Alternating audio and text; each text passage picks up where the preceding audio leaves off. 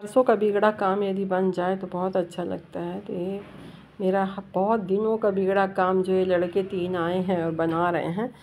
तो ये देखिए अभी इनको काम करते करते रात हो गई है। ये शाम को ही आ गए थे, इनको 3 दिन लग गया ये काम कराते।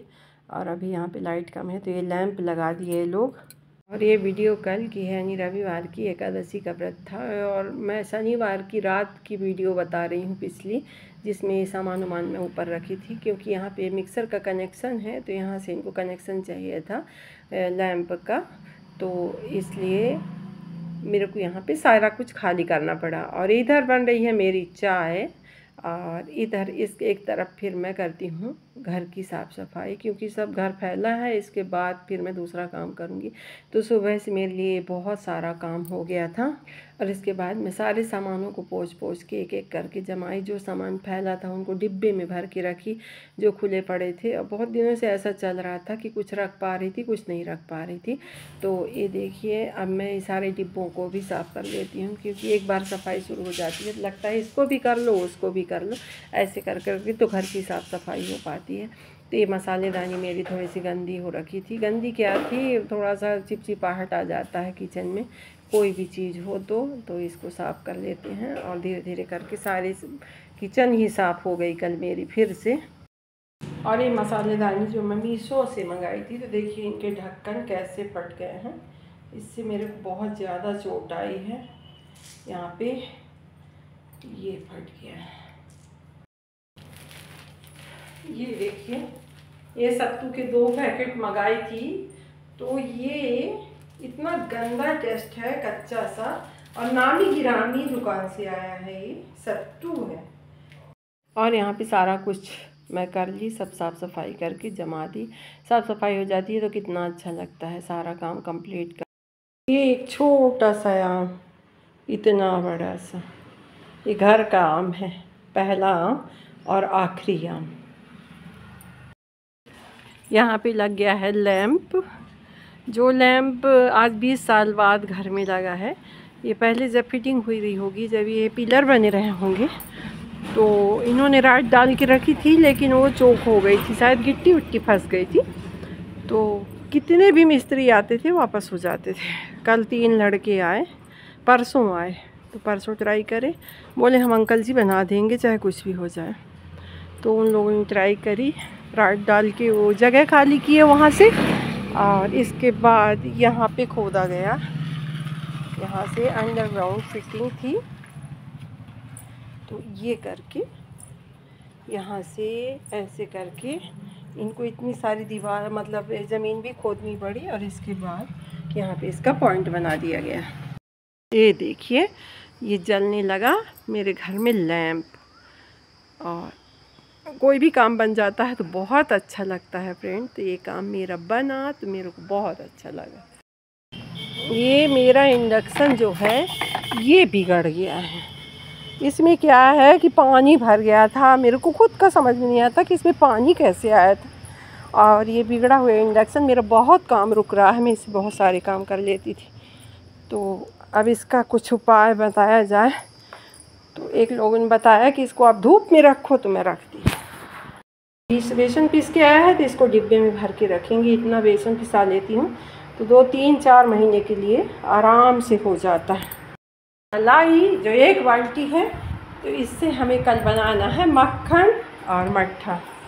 ओ हेलो हाय फ्रेंड, मैं कुमुद आपका अपने चैनल में स्वागत करती हूँ। आशा करती हूँ कि आप सभी अच्छे होंगे, मैं भी अच्छी हूँ। और आज दिन है संडे का, मतलब रविवार का। तो आज व्रत भी है एकादशी का, क्योंकि भगवान की गनीमत थी जो मैं इस बार व्रत नहीं भूली। और उस बार की एकादशी भूल गई थी, तो मैंने तो मतलब सब प्रायश्चित करके सबको बताया कि मेरी एकादशी भूल गई। सारा दिन फिर मैं वैसे ही रह गई। लेकिन इस बार सब बना बनाया था। मतलब मैं 4-5 दिनों से रोज़ का याद करती थी कि मतलब संडे को एकादशी है। मेरी मम्मी और मेरी बहन रोज़ याद कराती थी कि भूलना नहीं। यहाँ काजल भी याद कराती थी कि मम्मी भूलना नहीं, एकादशी है। तो आज मैं पूरा दिन रह गई। अभी बज रहे हैं शाम के 6:30 और मेरी देवरानी भी आ रही है तीरथ करके। जाती हूँ, जल्दी जल्दी फलाहार बनाऊँगी, फिर उसके स्वागत की तैयारी करूँगी। और रामलला के दर्शन करके आ रही है। कितनी बड़ी बात, कितनी बड़ी सौभाग्य की बात है कि रामलला जी के दर्शन कर लेना आज के, मतलब इतनी गर्मी में, इतनी हैरानी में। और कहते हैं शनिवार को वहाँ इतनी ज़्यादा कल भीड़ थी, पर फिर भी खूब अच्छे से दर्शन हो के आ रही है, रास्ते में है, रीवा तक पहुँच गए हैं। और इसके बाद मैं अभी करूँगी पूजा, नहाने के बाद पूजा करूँगी और फिर फलाहार की तैयारी करूँगी। फलाहार बनाऊँगी तो आप लोग मेरे साथ रहिएगा, कहीं कुछ इधर उधर गड़बड़ ना हो जाए तो आप मेरे साथ रहिए और मेरे को बताइएगा। तो चलिए चलते हैं अब अगले काम के लिए, अगले पड़ाव के लिए कि क्या क्या करना है हमको। सारे काम निपटा के पूजा वगैरह करके अब शाम के बज गए हैं 7 और मैं फलाहार बनाना स्टार्ट करती हूँ। तो चलिए 2-3 लोग फलाहार करने वाले हैं तो सिंघाड़े के आटे की बर्फ़ी बना लेते हैं। तो ये सबसे ज़्यादा इजी होता है, इसमें पेट भी भरता है और ये गर्मियों में बहुत लाभदायक भी होता है। धीमी आंच में भूनने के बाद इसमें डाल देते हैं पानी जितनी ज़रूरत हो और इसको चलाते रहें, नहीं लम्स बन जाएंगे तो अच्छी चिकनी बर्फ़ी नहीं बनती है। इसके बाद ये देखिए ये बर्फ़ी बन के रेडी हो गई है। ये थाली में हमें कोई घी लगाने के, तेल लगाने की कोई ज़रूरत नहीं है, ये अपने आप उछल जाता है और बहुत अच्छी बर्फ़ी बन के तैयार होती है। इसमें ज़्यादा मेहनत की ज़रूरत नहीं होती है और गर्मियों में बहुत राहत देने वाला फलाहार होता है। इससे पेट में ठंडक बनी रहती है। तो सिंघाड़े को खाना बहुत ज़रूरी होता है, इसमें बहुत ज़्यादा फाइबर होता है तो पेट के लिए बहुत ही ज़्यादा लाभदायक होता है। और ये पानी का फल है तो ऐसे ही ठंडा होगा, पता है आपको, ये पूरा साल पानी में रहता है।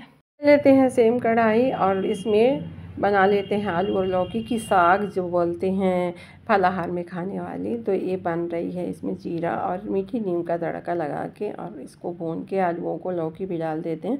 इतनी टेस्टी बनती है कि इसको ही खा के आप रह सकते हैं। इसमें कुछ खटाई जैसे नींबू वगैरह डाल लें। और ये देखिए कितनी अच्छी बर्फ़ी एक 20 मिनट में बन के और तैयार हो गई है। इसके निकाल लेते हैं पीस, क्योंकि मेरी सहेली सुधा आई हुई हैं तो भगवान का भोग निकाल के और इनको दे देंगे तो खा लेंगी थोड़ा सा, तो अच्छा लगेगा। कोई कुछ खा लेता है, कोई आता है तो अतिथि देवो भव। तो भगवान के लिए मैं भोग अलग से निकाल के रख लेती हूँ। और इसके बाद फिर ये देखिए कितने अच्छे पीस तैयार हुए हैं। लौकी और आलू की सब्ज़ी बन के हो गई है रेडी। तो अब हम चलिए इसको रख देते हैं ढक के। इधर बना लेते हैं साबूदाने की खिचड़ी। तो इसमें मैं पहले मूंगफली भून लेती हूँ, फिर मीठे नीम और जीरे का और हरी मिर्च का दे देते हैं तड़का। और इसमें कच्चे ही आलू यूज करी हूँ मैं, उबले हुए आलू नहीं। तो ये घर के आलू हैं तो बहुत ही टेस्टी हैं, तो इसलिए मैं इनको कच्चा ही यूज करती हूँ, उबाल के कम।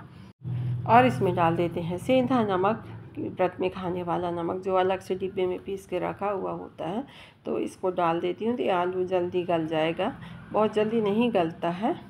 रानी को आना था जल्दी तो वो नहीं आ पा रही है, क्योंकि गोविंदगढ़ में वो लोग रुके हुए हैं। तो अभी बज रहे हैं 10, तो मैंने सोचा भगवान जी को भोग लगा के उनका पर्दा वर्दा बंद कर दूँ, उनको सुला दूँ। फलाहार के लिए लेट हो रहा है तो ये लग रहा है भगवान जी का भोग। और मैं कर रही हूँ वीडियो का एंड। तो मेरी वीडियो पसंद आए तो लाइक करें, शेयर करें, सब्सक्राइब करें।